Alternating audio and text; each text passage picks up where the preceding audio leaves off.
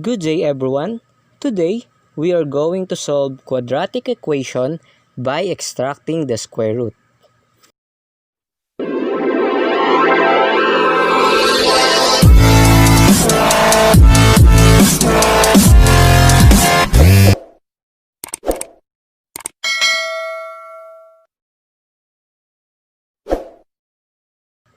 But before that, I want you to be familiarized or to be familiar on this table. As you can see here in the table is a square of a number. So here's the number and this is the corresponding squares. And also, I want you to recognize or familiarize on the square of a number from 1 to 20. I don't say that you need to memorize it, but it is okay for you to familiarize it because it is very helpful on this method for solving the quadratic equation. So as you can see here, the square of 1 is 1. If you square the 2, 2 square is equal to 4, 3 square is equal to 9, 4 square is equal to 16, 5 square is equal to 25, and so on until you reach 20. So it is very important for you to be familiarized with because it is very helpful again on our method, which is extracting the square roots. So let's go back to the first board. So before we proceed to the solving a quadratic equation using extracting the square root, I want you to look at this first. As you can see, if I write the square root of a, the corresponding value of that is a is equal to 1/2. Okay? So, for example, another example, let's say we have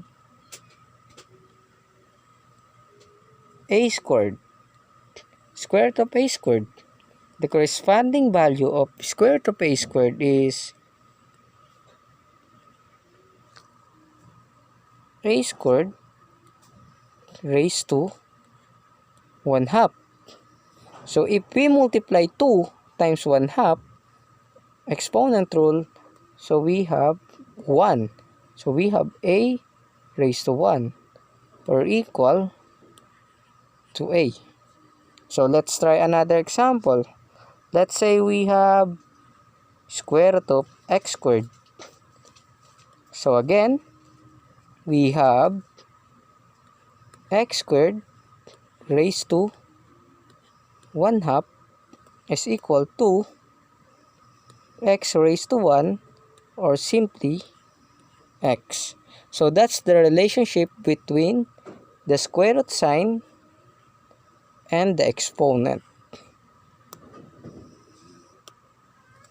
Now, let's go to the example of solving a quadratic equation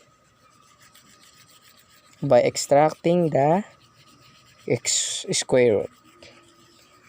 Okay, let's try this example number 1. Find the value of x in this given quadratic equation. Let's say we have x squared is equal to, okay, minus 9 equals to 0.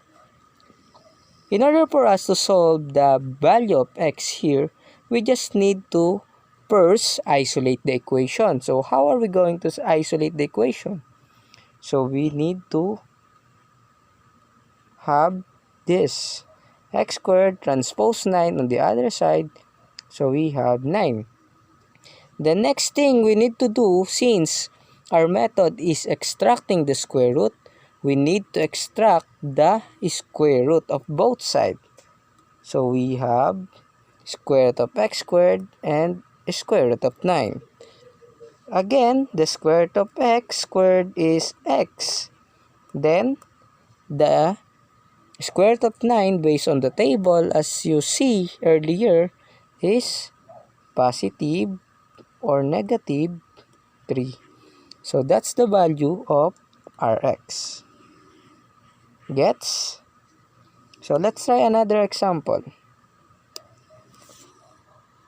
What if we have this? 4x squared minus 100 is equal to 0. The first thing we need to do is to isolate the equation. So how are we going to do that? We just simply transpose 100 on the other side. 4x squared, since minus 2, then if we transpose it on the other side, it will become positive 100. Then, divide 4 both sides. So we get x squared. So 100 divided by 4 is equal to 25. Then, just simply isolate or just simply get the square root of both sides. So extract the square root of both sides. So the square root of x squared is x. And the square root of 25 based on the table as you see earlier is positive negative 5. It is very important to put the positive and negative sign here. Okay, let's try another example for you to have a clear understanding of this method. Let's say we have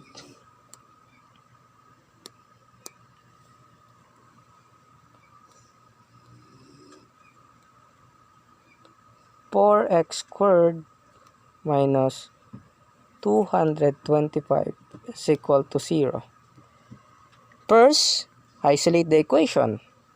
So we have 4x squared transpose negative 225, so it will become positive 225.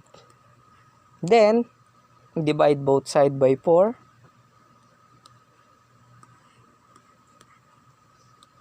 So we get x squared. But since 225 divided by 4 is indivisible, we just simply copy it.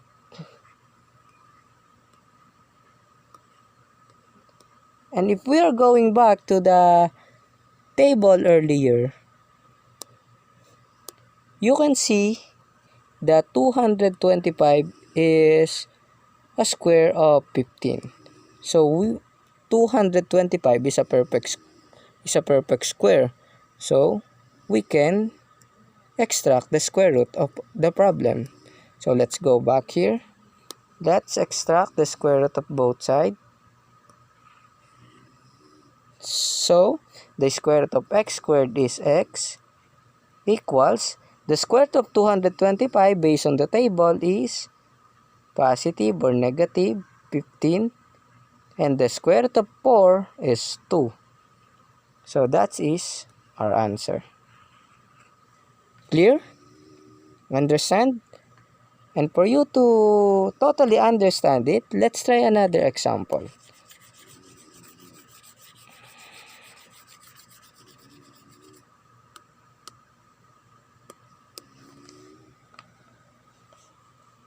Now by this time, let's have this equation. What if we have x minus 2 squared 2 raised to 2 is equal to 16. So we have quantity x minus 2 squared is equal to 16. The first thing we need to do is to get the square root of both sides. So get the square root of both sides. So we can cancel it. So we can cancel square root and the exponent 2. Now we have this x minus 2 is equal to, what is the square root of 16? Positive or negative 4. Again, I take note, it is very important to have positive or negative sign here. Okay, here it's very important because 16 is a product of positive 4 times positive 4 or negative 4 times negative 4. So it is very important to have this, okay? Now, the next thing we need to do is to isolate the equation. So we have x is equal to 2 plus or minus 4. So we have two values of x here. The first one is x is equal to 2 plus 4. And the second one, we have x equals 2 minus 4. Then, compute. 2 plus 4 is 6. So the first value is x is equal to 6. And here, x is equal to 2 minus 4 is negative 2. So that is our value. Hope you learned something. This is the solving quadratic equation by extracting the square roots.